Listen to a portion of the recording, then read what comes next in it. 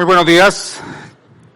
Gracias a ustedes por acompañarnos aquí en presencial y como siempre quienes nos acompañan desde casa, sean bienvenidos un domingo más. Estamos llegando a la tercera parte de esta serie que hemos llamado Mesías y hemos ido acompañando a Jesús y a sus discípulos en las últimas semanas camino a Jerusalén. Hay dos palabritas que nosotros escuchamos usualmente en el lenguaje cotidiano y que cada vez que las escuchamos probablemente nos levanten alguito de sospecha. Y es cuando escuchamos la palabra ilimitado. Usted escucha de pronto eso de garantía ilimitada, sobre todo en esos productos chinos. O cuando le dicen a uno compra con devolución incondicional. No importa que le haya hecho sin ninguna pregunta, incondicional, yo le devuelvo. Entonces, cada que escuchamos esas palabras nos suena sospechoso, ¿verdad? Ilimitado e incondicional. Como que no nos da muy buena espina. Ahora, en el mundo cristiano, a veces escuchamos estas mismas dos palabras, ilimitado e incondicional, pero refiriéndose a Cristo. Y escuchamos, por ejemplo, perdón ilimitado. Y suena bonito. O escuchamos amor incondicional. Y por supuesto que nos gusta. Pero honestamente, de corazón, lo escuchamos y de pronto no lo decimos, pero sí lo pensamos. Si conociera las veces que yo he pedido perdón, el perdón no sería ilimitado. Eso no se aplica a mí. O si conociera mi pasado, si conociera lo que yo he hecho, si conociera ese pecado secreto, probablemente su amor no sería incondicional. Y aplicamos la misma duda de estas dos palabras al amor incondicional de Cristo, al perdón ilimitado. Y hoy, si usted ha tenido esa sensación, si usted ha tenido ese momento en que ha pensado de que el perdón de Dios ilimitado no se aplica a usted, o que el amor incondicional de Dios no se aplica a usted, si usted ha sentido eso, le ha pasado por la mente, ha llegado en un buen día a escuchar el mensaje de hoy. Porque hoy vamos a hablar justamente de eso.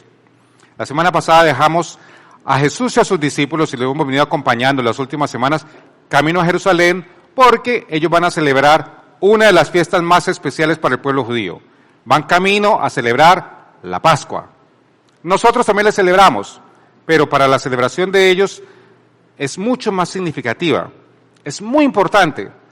Para el pueblo judío es una de las fiestas más importantes y en la Pascua ellos recuerdan anualmente la liberación por parte de Dios de Egipto, cuando los sacó de Egipto. Usted seguramente, aunque sea la película, ha visto, ¿verdad? En Semana Santa, que no hay nada más que ver, le tocó verse los 10 mandamientos y vio lo de las plagas, lo del faraón, el primogénito, cuando el Señor saca a todo el mundo de Egipto, el partimiento del Mar Rojo. Ha visto la película aunque sea, ¿verdad? Si es que no ha leído Éxodo. Y si no la ha leído, léalo. Ok, los judíos celebraban cada año la Pascua y obviamente Jesús y sus discípulos, siendo judíos, también van a celebrar la Pascua.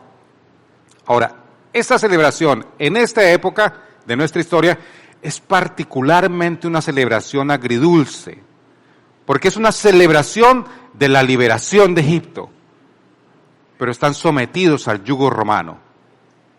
Entonces, ok, nos sacó de Egipto, pero ¿cuánto tiempo llevamos aquí con los romanos encima? O sea, celebramos sí, pero nos deja un sabor agridulce, porque sabemos que aún tenemos un yugo de un imperio sobre nosotros. Estaban celebrando en un territorio ocupado por romanos. En Jerusalén sí, en el templo sí, pero ocupado por los romanos. No es muy agradable, deja un sinsabor esa celebración, ¿verdad? Pero igual la celebraban anualmente. En todo caso, es una celebración súper importante y en esta época el mejor lugar para celebrar la Pascua es Jerusalén. De modo que venían muchos judíos de todas las regiones de alrededor, subían a Jerusalén para celebrar la Pascua en el mejor lugar que podían estar. Obviamente, la ciudad se llenaba de gente por estos días. Y entre esta cantidad de gente que viajaba a Jerusalén estaban también Jesús y sus discípulos. La ciudad se llenaba de gente, se atestaba y habían quienes sabían que Jesús estaba en camino. Entre ellos, aquellos a los cuales Jesús se había vuelto un problema. Y estamos hablando de los fariseos, los saduceos, los maestros de la ley, la gente del templo. Para ellos Jesús venía siendo un problema desde hace rato. Entonces, esta quizás era la oportunidad para finalmente hacer algo con este problema. Juan nos lo cuenta así. Por su parte, los jefes de los sacerdotes y los fariseos habían dado la orden de que si alguien llegaba a saber dónde estaba Jesús, debía denunciarlo para que lo arrestaran. Ellos sabían que Jesús iba camino a celebrar la Pascua. El problema es cómo lo encontramos entre esta multitud de gente. Y no solamente cómo lo encontramos, sino que en estos momentos la popularidad de Jesús está en el tope. Jesús es el tipo más popular de Jerusalén. Todo el mundo está ansioso por ver que Él llegue. De manera que tenemos que tener cuidado. Porque sí, queremos arrestar a Jesús, pero hay que tener cuidado de cómo lo hacemos. Nos sigue contando. Por eso decían, no durante la fiesta, no sea que se amotine el pueblo. Porque Jesús era demasiado popular. Entonces, si llegaban a arrestar en alguna enseñanza, rodeado de gente, de multitudes, como las que arrastraba Jesús, podían meterse en un problema. Por lo tanto, quizás la intención era seguirlo y esperar a que pasara la fiesta. Y una vez que pasara la semana de la Pascua, el fin de semana de la Pascua, ahí quizás pensaban echarle mano. Ahora, no solamente ellos sabían que Jesús iba para allá, no solamente los que perseguían a Jesús sabían que estaba en camino, sino que al día siguiente nos dice que habían quienes también estaban enterados de la llegada de Jesús. Mucha gente iba a Jerusalén con la esperanza de quizás allí encontrarse en la Pascua con Jesús también. Dice que al día siguiente, esto es la semana previa a la Pascua, ¿no? Al día siguiente, muchos de los que habían ido a la fiesta se enteraron de que Jesús se dirigía a Jerusalén. Acuérdense que estamos en la semana más importante para los judíos, la celebración de la Pascua. Coincide con el punto de mayor popularidad de Jesús. Está en el pico de su ministerio. Está en el mejor momento. Y en este momento que Jerusalén está atestado de judíos, muchos lo esperan. Y esto pone nerviosos a muchas personas. Esto pone nerviosos a los romanos. Porque aquí hay mucho judío patriota. La ciudad está demasiado llena y los judíos no están contentos con que los romanos estén allí. Y ahorita hay demasiada gente. No están contentos los fariseos, porque saben que Jesús tiene demasiada popularidad. No están contentos los maestros de la ley, porque saben que Jesús los contradice y no han podido hacer que se contradiga ni poder sorprenderlo en alguna falsa enseñanza. La gente está nerviosa, pero esa gente que lo está esperando también, la gente del común, hacen algo especial, algo completamente inesperado. Nos dice Juan que cuando llegó Jesús, ellos tomaron palmas, ramas de palma, y salieron a recibirlo. Y cuando salieron a recibirlo, gritaron a voz en cuello, Hosana, Hosana, Hosana. Usted ha escuchado esta palabra seguramente en Semana Santa, ¿verdad? El Domingo de Ramos que celebran algunas personas. Y usted ha escuchado la palabra Hosana. La palabra Hosana significaba ven y sálvanos. Es una petición de salvación. Y es muy popular, lo leemos muy frecuentemente en los salmos en la Biblia. Eso quiere decir, es una petición a Dios por salvación. Ven y sálvanos. La gente sale a recibir a Jesús. Está lleno de esto, todo el mundo con sus palmas, haciéndose ver y gritando a la entrada de Jesús, Hosana, ven y sálvanos. Lo cual era una declaración religiosa, porque es tomada de los salmos. Pero no se quedan allí, sino que no solamente dicen eso, sino que completan y dicen, bendito el que viene en el nombre del Señor.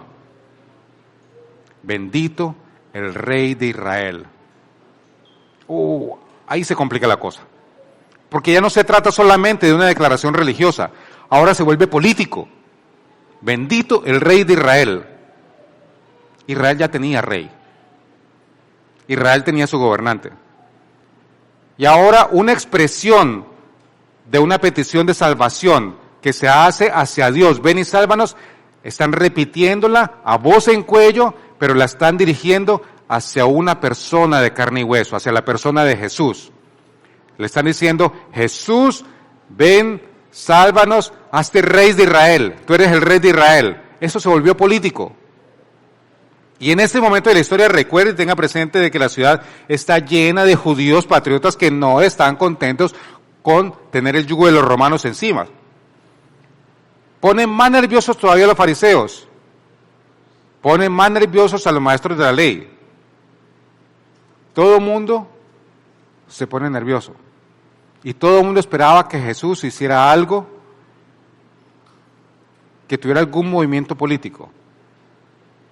Esperaban muchos de ellos que quizás este año, la Pascua no solamente sea acerca de la liberación de Egipto, sino que quizás este año está Jesús, un hombre súper popular, un maestro que arrastra multitudes. La ciudad está llena de judíos patriotas. Los fariseos están temerosos. Superamos en número a los romanos. Quizás este año sí podamos celebrar la liberación de Egipto y también la liberación de los romanos. Y esto causa mucho nerviosismo. Era lo que ellos esperaban seguramente. Pero lo que ellos no se esperaban era lo que venía a hacer Jesús. Porque Jesús no vino a liberar a los israelitas del yugo romano. Jesús vino, y fue esa Pascua particularmente, para hacer algo por ti. Hacer algo por ti, por mí, y hacer algo por el mundo. Algo completamente inesperado. Podemos resumirlo diciendo que Jesús iba a cumplir la promesa de Dios a Abraham y a reemplazar el pacto de Dios con Israel. Esa era la misión. No era algo político. Él vino específicamente a eso, a cumplir una promesa que le había hecho siglos atrás al padre de la nación, Abraham, y a reemplazar un pacto. Y eso no se lo esperaban ellos. No era lo que ellos querían, de hecho. Ellos querían un movimiento político. Ellos querían que ocurriera algo. Pero lo que venía era reemplazar un pacto. Ahora, en los días siguientes, esta semana previa a Pascua, Jesús mantiene un perfil bajo. O sea, se reúne aquí, enseña, lo van a arrestar, pero cuando llegan ya se ha ido. Lo ven más allá, mandan por él, lo van a arrestar, pero ya se ha ido. Incluso enseñó en el templo, pero cuando fueron por él, él ya se había ido. Mantiene perfil bajo porque sabe que lo quieren arrestar. En esas circunstancias, donde no hemos podido encontrar a Jesús, donde no podemos arrestarlo, pasa algo completamente inesperado. Algo que no se esperaban ni los fariseos, ni los saduceos, ni los maestros de la ley. Tienen un golpe de suerte. Y es que justo en ese momento, alguien traiciona a Jesús. Alguien de su círculo más cercano se acerca a ellos. Judas se acerca a ellos y va donde los jefes de los sacerdotes y a los capitanes del templo para tratar con ellos cómo les iba a entregar a Jesús. Ellos habían fracasado, venían persiguiendo a Jesús y no lograban encontrarlo, pero ellos no lo buscaron. Uno de sus 12 se acerca a ellos y les ofrece entregarles a Jesús. Algo que ellos seguramente no se esperaban. No esperaban contar con tanta suerte con que alguien de los más cercanos lo traicionara. Obviamente, ellos se alegraron, ¿verdad? Y acordaron darle dinero. Por fin, parece que el problemita lo vamos a poder solucionar. Ahora, ¿por qué se alegraron tanto? ¿Por qué ese empeño en arrestar a Jesús? ¿Cuál es el gran problema con Jesús? ¿Por qué los ponía tan nerviosos que Jesús estuviera en Jerusalén enseñando lo que estaba enseñando? Esto los ponía tan nerviosos y era tan problemático para ellos porque simple y sencillamente tenían miedo. Miedo de perder su estatus, miedo de perder sus posesiones, miedo de perder su posición, miedo de que Jesús viniera a quitarles algo. Cuando Jesús lo que vino fue a dar algo. Y quizás ese mismo miedo es el que muchos de nosotros a veces sentimos. Ese mismo miedo es lo mismo que causa que algunas personas no quieran que Jesús sea su rey y soberano. Nos encanta la enseñanza de Jesús, nos encanta la comunidad, pero yo no quiero que sea el soberano de mi vida. Yo no quiero que Jesús sea el rey de mi vida, porque me da miedo que me venga a pedir algo. Me da miedo que me quite algo. Me da miedo que quite o que toque eso algo que es tan preciado para mí. Es algo muy similar a lo que sentían ellos en esta época. Volviendo a la historia. Ellos se alegraron, los fariseos, y acordaron darle dinero. Él aceptó y comenzó a buscar una oportunidad para entregarles a Jesús cuando no hubiera gente. Recuerde que Jesús es tan popular en este momento que ellos necesitan sacarlo sin armar mucho alboroto, porque tenían temor de que la gente se amotinara. Bien, pasan los días, no logran arrestarlos, se esconde por aquí, se esconde por allá, no logran salirse de ellos, de manera que el escenario está listo. Estamos en Jerusalén, estamos bajo el yugo romano, que representa de la mejor manera los reinos de este mundo. El imperio romano en este momento que está en su apogeo es una buena representación de los reinos de este mundo. Y en este momentico en la historia se está enfrentando con quien está hablando del reino de Dios, de Jesús. Es una excelente demostración de los reinos de este mundo contra el reino de Dios. Las jerarquías, las instituciones, la religión organizada versus el reino de Dios. En ese momento nos encontramos en la historia. Ahora, en este momento que los fariseos y saduceos corren con este golpe de suerte de que por fin van a rezar a Jesús, pareciera que el plan de ellos va a tener éxito, que va a triunfar sobre el plan de Dios. Y su plan, de hecho, más adelante vamos a ver, tuvo éxito. El plan de ellos tiene éxito porque logran rezar a Jesús, pero el objetivo final fracasa. Y es lo que vamos a ver ahora. Días antes Jesús manda a algunos de los suyos, algunos de sus discípulos, para que busquen un lugar donde celebrar la Pascua. Ya casi se acerca, nos quedan 2 días para celebrar la Pascua. Entonces ellos van a buscar un lugar y Jesús es muy específico. Jesús necesita un lugar donde él poder reunirse con sus discípulos sin ser molestado. ¿Sabe que lo están buscando? Él necesita ese lugar especial donde poder hablar con ellos y tener no solamente la cena, sino que él sabe que esta celebración va a ser diferente.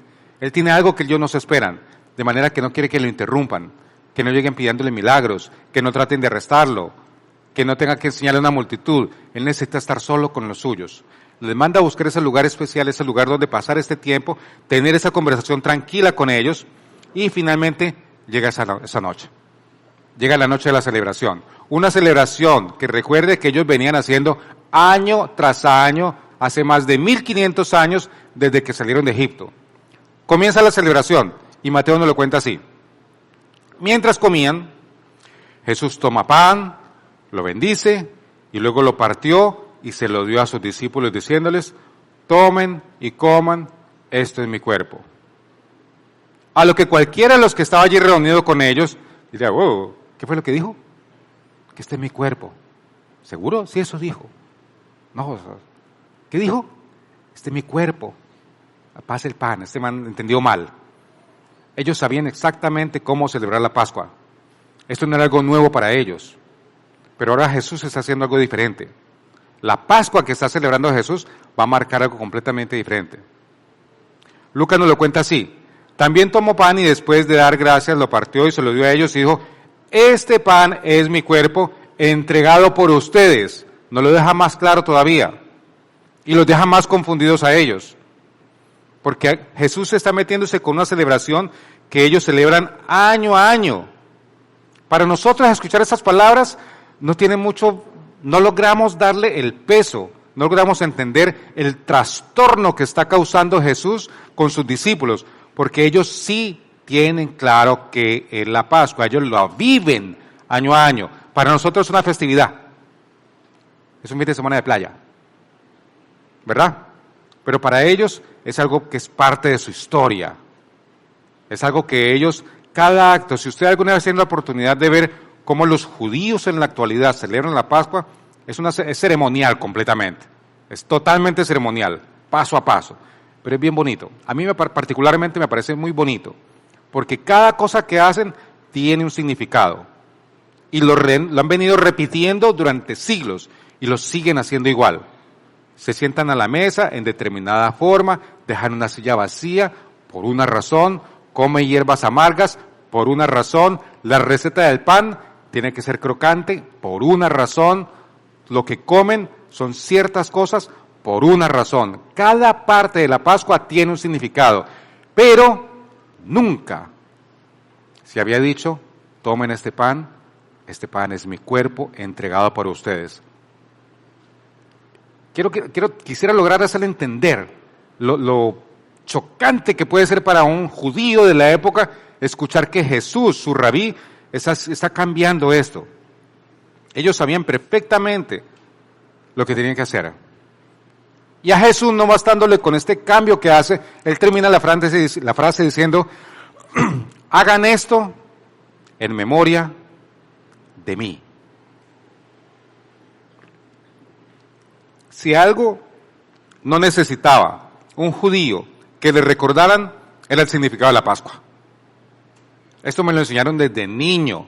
De hecho, parte de la ceremonia es que el niño menor de la casa le pregunta al mayor por qué celebran la Pascua.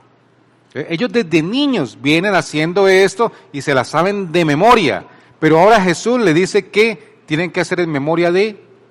Y ellos sabían que esa celebración era en memoria de la salida de Egipto, que el Señor los liberó, los llevó por el desierto, etcétera, etcétera, etcétera. Y ahora Jesús les dice, de ahora en adelante, hagan esto en memoria de mí. De ahora en adelante, la Pascua ya no se trata de eso.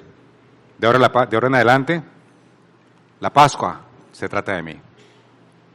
Y Jesús puede haber estado en el pico de su popularidad, puede ser el gran maestro, puede ser todo lo rabí que quiera, pero no te metas con la Pascua. Son 1500 años de historia. Y este rabí, que lleva 3 añitos de ministerio, me quiere cambiar mi historia.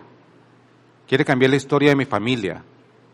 Porque yo celebraba la Pascua con mi papá en casa.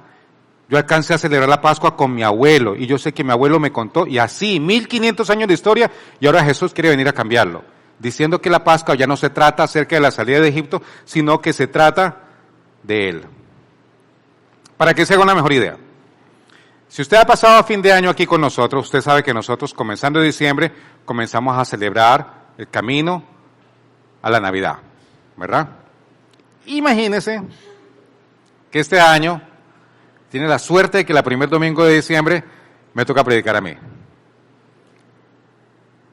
Y se me ocurre decirle ese domingo, ok, primer domingo de diciembre, qué lindo, precioso, les tengo una noticia. De ahora en adelante, ya no vamos a celebrar la Navidad. De ahora en adelante, vamos a celebrar la Johnidad. Ya no vamos a armar arbolito, ahora vamos a poner una foto de cuerpo completo mío. Ni vamos a cantar esas cosas navideñas, de corito y todo eso. Ahora vamos a cantar la música que a mí me guste. ¿Qué haría usted? Salen por esa puerta, pero ve uno tras otro. ¿Sí? Ese man se tostó ahora sí. Yo sé que tenía cara de loco, pero ahora lo comprobé. Se mandan a cambiar, no quedan aquí sino los que me quieren linchar. Eso es lo que estaba haciendo Jesús. Está diciendo, lo que ustedes han hecho toda la vida, durante generaciones, ya no va a ser así, ahora se trata de mí. Imagínense el trastorno que está causando Jesús en medio de sus discípulos. En ese instante debería haber muerto el ministerio de Jesús. Esa misma noche debería haber desaparecido el ministerio de Jesús. Pero la historia continúa. Y dice que de la misma manera tomó la copa después de la cena. O sea que esos se quedaron a cenar. Escucharon eso y igual se quedaron. Ahora acuérdense que ellos estaban acostumbrados a que Jesús hablaba medio raro. A veces Jesús decía cosas que no entendí, pero aquí estoy. Probablemente ellos dijeron, tiene que ser que le entendimos mal. A lo mejor le cayó mal el pan, el pescado estaba pasado. Veamos qué pasa el resto de la noche. Al terminar la cena, toma la copa de la cena y dice, esta copa es el nuevo pacto. El nuevo pacto. Ojo, que Jesús no dice, esta copa es un nuevo pacto. No, Jesús es muy claro y dice, esta copa es el nuevo pacto. ¿Por qué es tan importante esa diferencia? Porque si ellos hubieran sido estudiantes medianos de la Torá, ellos deberían haber relacionado inmediatamente que si Jesús dice el nuevo pacto, ¿será que se refiere a Jeremías? ¿Será que Jesús está hablando de esto? ¿Qué dice Jeremías? 600 años atrás, el profeta Jeremías había hablado algo acerca de un nuevo pacto que ellos deberían haber estado esperando. Jeremías dice algo así, vienen días, afirma el Señor, en que haré un nuevo pacto con el pueblo de Israel y con la tribu de Judá.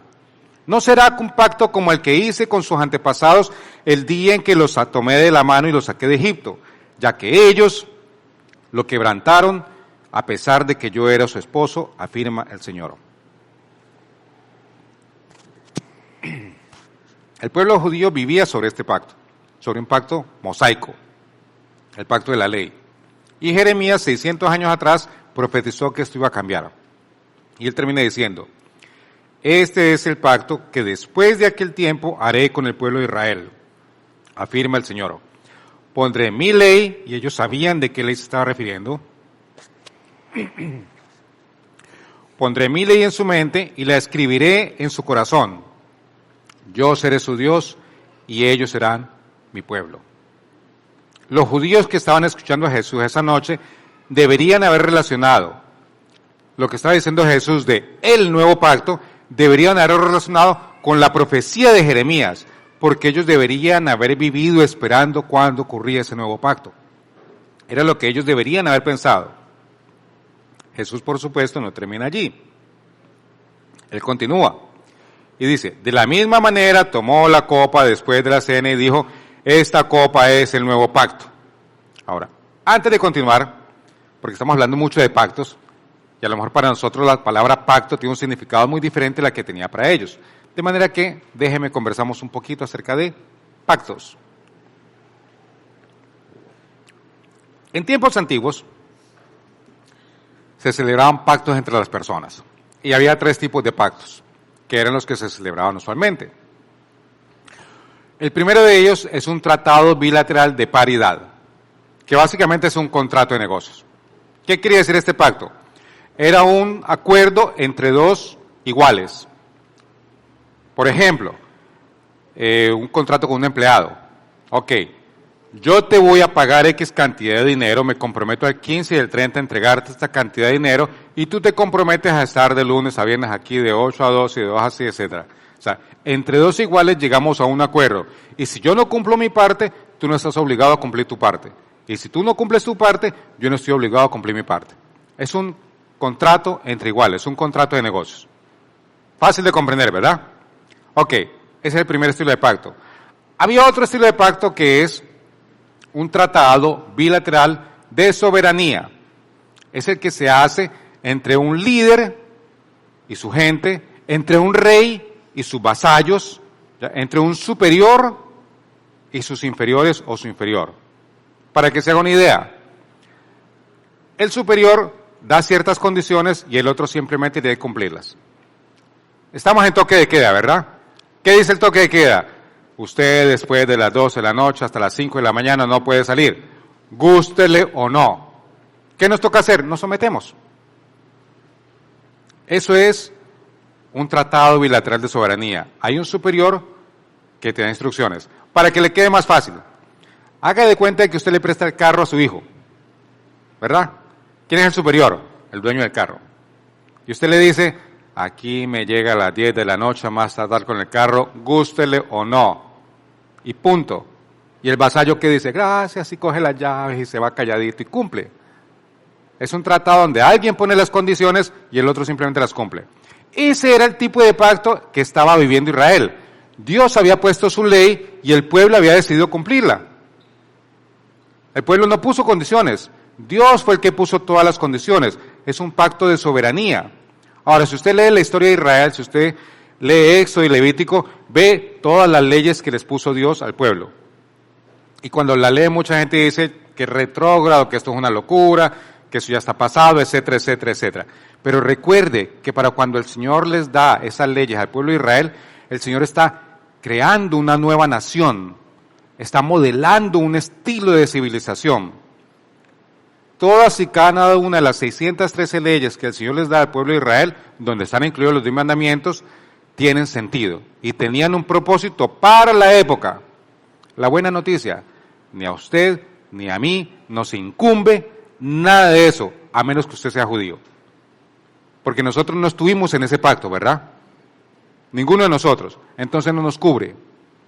Es interesante, tiene sentido, tenía un propósito, pero no tiene nada que ver con nosotros. ¿Ok?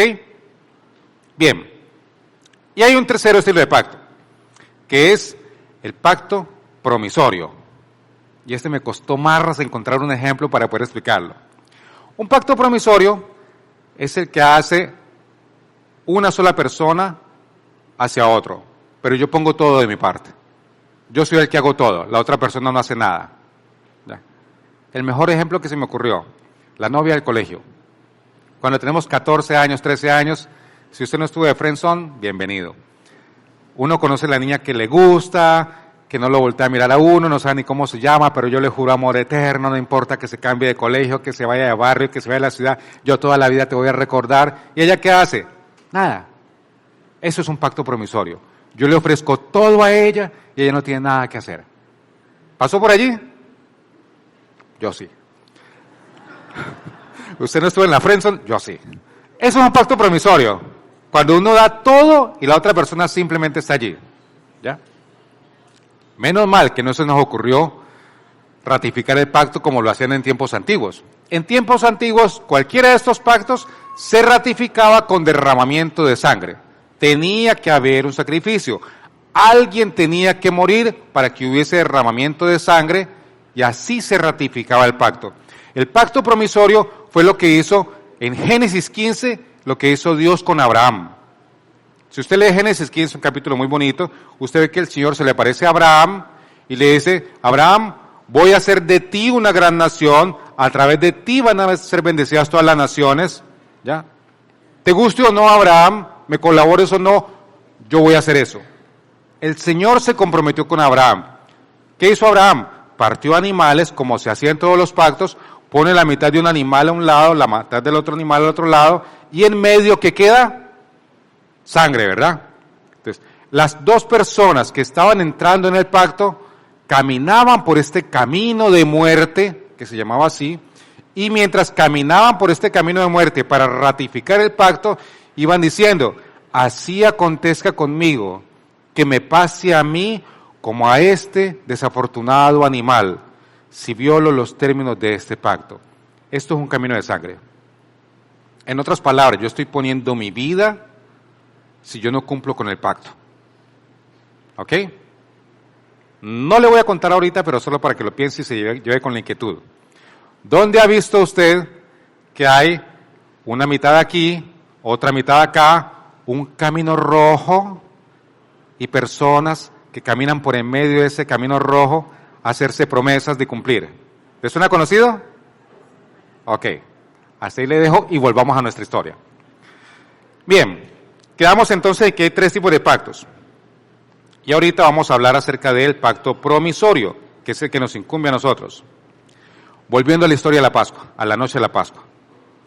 Dice así, de la misma manera toma la copa después de la cena y dice, esta copa es el nuevo pacto. Ahora, ¿qué tiene que ver en un pacto? Sacrificio. Y Jesús nos lo explica, el nuevo pacto en mi sangre. Si él está hablando de pactos a estos judíos, ellos sabían que para hacer un pacto tiene que haber derramamiento de sangre. Y para poder entender qué clase de pacto, qué es lo que ellos deberían haber estado pensando, ok, digamos que vas a hacer un pacto, pero ¿qué clase de pacto va a ser? ¿Va a ser como el pacto en el que estamos, el pacto de la ley, en el que hay una cantidad de condiciones? ¿O va a ser como el pacto de Abraham, donde el Señor fue el que hizo todo? Dios puso el 100% y Abraham no hizo nada. De hecho, si usted ve en el pacto abrahámico, Abraham no camina por el camino de muerte, el Señor sí. Era un pacto promisorio. Los discípulos deberían haber estado pensando en eso. ¿Qué clase de pacto va a ser? Y Jesús se lo aclara aquí. Leyéndolo completo dice así, de la misma manera tomó la copa después de la cena y dijo, esta copa es el nuevo pacto en mi sangre que es derramada por ustedes. Oh, es un pacto promisorio. Jesús va a hacer todo. O como lo explica mejor Mateo, él dice, esta es mi sangre del pacto, que es derramada por muchos para el perdón de pecados. Mateo 26 lo explica de esa manera. Es mi sangre derramada por muchos para perdón de pecados. Ahora, uno de sus discípulos que hubiera sido bien pilas, hubiera podido pensar, espérate, estás hablando de sacrificio, de sangre, perdón de pecados.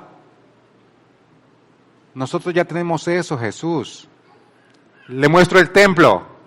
Eso es lo que hace el templo. Ese es el equivalente del templo. Lo que me estás hablando es el equivalente del templo. Y aunque pudieras hacer el pacto, Jesús, tú podrías derramar la sangre solo por una persona. A lo cual Jesús ya le había dado respuesta 3 años atrás. Cuando Jesús se aparece en el Jordán para que Juan el Bautista lo bautiza, y Juan el Bautista lo ve de lejos, ¿qué dice él? Aquí tienen al Cordero de Dios, que quita el pecado del mundo. La sangre de Cristo es suficiente para cubrir, para quitar, no cubrir, que es lo que hacían los sacrificios en el templo, sino que la sangre de Cristo tiene el poder para quitar de una buena vez el pecado del mundo. Es un nuevo pacto. Es el nuevo pacto. Es un pacto incondicional y es un pacto promisorio. Ahora, suena bonito. Estamos aquí los discípulos escuchando y, ok, ¿qué tengo que hacer? No es un pacto promisorio, no tienes que hacer nada. Suena bonito. Es un pacto incondicional, no tienes que hacer nada. Tengo sospecha. Es un pacto para ti, de parte de Dios. Ok, digamos que es cierto. ¿Qué tengo que hacer? Porque de tanto no dan gratis. ¿Qué tengo que hacer? Y es la pregunta que usted se ha hecho muchas veces. Cuando usted le habla a alguien acerca de Cristo, cuando alguien le habló a usted acerca de Cristo, y le dijo, no, el Señor te ama. ¿Qué es lo que nos pasa muchas veces? No le puedo creer, porque yo me conozco. Y a mí esto incondicional no lo puedo recibir, me cuesta recibirlo. Me cuesta aceptar que el Señor, conociéndome, me ama incondicionalmente. Me cuesta aceptar que el Señor, sabiendo las veces que yo he fallado, me ama incondicionalmente. Me cuesta mucho aceptarlo. ¿Qué le parece si preguntamos a Juan? Preguntámosle a Juan, el discípulo amado. Preguntémosle a Juan, el que estuvo esa noche en esa cena de Pascua, igual de confundido que todos los demás. Preguntémosle a Juan, que estuvo ahí en la cruz, viendo la crucifixión de Jesús. Preguntémosle a Juan, que tomó desayuno con Jesús días después y lo vio resucitado. Porque todo lo que había dicho Jesús hasta el momento no tenía mucho sentido hasta no verlo resucitado. Ahí todo cobró sentido.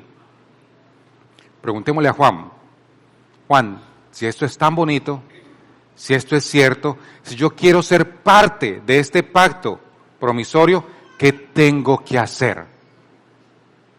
Y Juan nos dejó escrito de una manera que es muy conocida para todos nosotros, de una manera muy clara, cómo podemos entrar a ser parte de este pacto.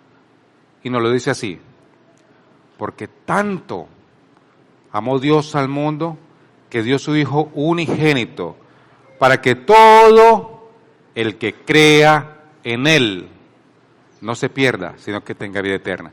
¿Es un pacto promisorio? Sí. ¿Hay condiciones? Sí. Ni punto de comparación con las 613 leyes del pacto mosaico. Nada que ver. ¿Cuál es la condición, Juan? Todo aquel que crea en Él. No el que tenga fe, no, el que crea en Él, que tenga fe en Él. Eso nos diría Juan, nos lo dice Juan. Vamos a otro discípulo y preguntémosle a Pedro, que es más práctico, más literal, no tan romántico como Juan. A Pedro, que conoció a Jesús cuando estaba pescando. Pedro, que pudo reconocer que Jesús tenía algo diferente. Este hombre tiene algo diferente. Cuando le dijo que fueran a pescar en el día, después de que ha pasado toda la noche pescando. A Pedro, que vio a Jesús, lo identificó como un personaje diferente, y al que Jesús le dice, yo te conozco, Pedro. Yo sé de dónde vienes, Pedro. Que es lo mismo que nos dice a nosotros. Yo te conozco. Yo conozco tu pasado. Yo conozco que has faltado a tus promesas.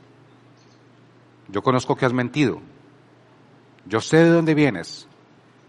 Yo sé que no eres capaz de cumplir ni tus propias leyes, ni tus propias reglas eres capaz de cumplirlas, mucho menos mis mandamientos. Yo te conozco. Y aún así, lo mismo que le dijo Jesús a Pedro, nos lo dice a nosotros hoy, conociéndonos. Y aún así Jesús nos dice, tienes que hacer lo mismo que hizo Pedro. ¿Y qué le dijo el Señor a Pedro? Sígueme. ¿Qué tengo que hacer? sígueme. Pero es que sígueme. ¿Quién puede seguirte? Todo el que crea en Él. ¿Y qué tengo que hacer? Sígueme. Nada más. Cree en Él y síguelo. Porque el sacrificio Él ya lo hizo. Lo que se necesitaba hacer, Él ya lo hizo. No tenemos que hacer absolutamente nada más que creer en Él y seguirlo. Ojo, que seguirlo es conocerlo. Y entre más me acerco a Él y más lo conozco, más voy a guardar su amor incondicional y su perdón ilimitado en mi corazón. Tengo que hacer una sola cosa. Una sola cosa. Ya no son las 613 leyes. Ya no son las 10.000 interpretaciones de la Mishnah y de todo lo que aparece en los libros de los maestros de la ley. Él nos deja un solo mandamiento, que da respuesta a la pregunta que nos dejó Emilio la semana pasada. Si usted escuchó el último minuto, me dejó a mí con la responsabilidad de darle esa respuesta. ¿Qué tenemos que obedecer? Una sola cosa. Ama al Señor tu Dios con todo tu corazón, con toda tu mente, con todas tus fuerzas, y a tu prójimo. Eso prueba que eres un seguidor de Jesús. Eso prueba que crees en Él. Y eso es todo lo que tenemos que obedecer. Él ya lo hizo todo por nosotros. De manera que esta mañana lo invito, si usted no lo ha hecho antes, a que crea en Él y que lo siga. Acompáñeme en oración, allí donde está inclinado su rostro, y oremos. Bendito y amado Señor, te damos las gracias, Padre Celestial, por esta mañana. Te damos las gracias por tu presencia en nuestras vidas y por todo lo que has hecho. Por ese amor incondicional que derramas cada día por nosotros. Por ese perdón que nos ofreces incondicionalmente. Gracias por la obra que hiciste, Señor. Gracias por recordarnos. Y gracias por aceptarnos a pesar de nosotros mismos. Te pedimos humildemente, Señor, que nos lleves con bien hasta nuestros hogares, que redarguces en nuestro corazón el amor tan grande que has tenido por nosotros, que nos muestres el anhelo que tienes tú, Señor, de que nos acerquemos a ti y que tengamos una relación personal contigo, que ese mismo amor podamos derramarlo hacia todas aquellas personas con quienes podamos tener contacto, que ellos puedan ver tu amor a través de nosotros, que podamos ser tus manos, Señor, hacia ellos. Te agradecemos, Padre, te bendecimos. En tus manos nos entregamos y te pedimos que nos traigas con bien la próxima semana para continuar aprendiendo más de ti y de tu sacrificio. En el nombre de Cristo Jesús te agradecemos. Amén. El Señor les bendiga. No se pierda la próxima semana, continúa la historia.